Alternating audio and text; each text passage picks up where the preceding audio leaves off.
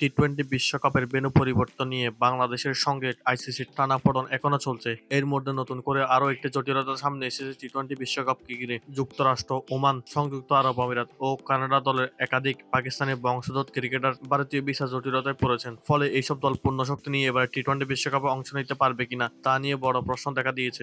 বিভিন্ন আন্তর্জাতিক গণমাধ্যমের দাবি অনুযায়ী যুক্তরাষ্ট্রের পেসার আলী খান সহ আরও 4 জন গুরুত্বপূর্ণ ক্রিকেটার পাকিস্তানি বংশোদ্ভূত হওয়ায় ভারতীয় ভিসার আবেদন বাতিল করা হয়েছে। এছাড়াও বিষয়টি নিশ্চিত করেছেন আলী খান। তিনি সামাজিক যোগাযোগ মাধ্যমে একটি পোস্ট দিয়ে জানিয়েছেন, যুক্তরাষ্ট্র দলের অন্যতম প্রধান বোলার আলী খানকে না পেলে দলটি অনেকটা দুর্বল হয়ে পড়বে। শুধু যুক্তরাষ্ট্র নয়, একই সমস্যায় পড়েছে ওমান, সংযুক্ত আরব আমিরাত ও কানাডা। এসব দলেও পাকিস্তানি বংশোদ্ভূত ক্রিকেটার থাকায় তারা এখনো পূর্ণাঙ্গ স্কোয়াড ঘোষণা করতে পারেনি। ভিসা জটিলতার কারণে ক্রিকেটারদের অংশগ্রহণ অনিশ্চিত হয়ে পড়েছে, যা বিশ্বকাপের প্রস্তুতিতে বড় বাধা হয়ে দাঁড়াচ্ছে। ফলে টি-টোয়েন্টি বিশ্বকাপকে ঘিরে আইসিসির সামনে নতুন এক সংকট তৈরি হয়েছে। একদিকে বাংলাদেশের ভেন্যু পরিবর্তন সংক্রান্ত চাপ, অন্যদিকে একাধিক দেশের স্কোয়াড নিয়ে অনিশ্চয়তা। সব মিলিয়ে বিশ্বকাপের আয়োজন নিয়ে প্রশ্ন উঠেছে। এখন দেখার বিষয়, শেষ পর্যন্ত এই দলগুলো কি বাংলাদেশের মতো ভেন্যু পরিবর্তনের দাবি তুলতে পারবে কিনা, নাকি আইসিসি ভিন্ন কোনো পথে সমাধান দিতে পারবে।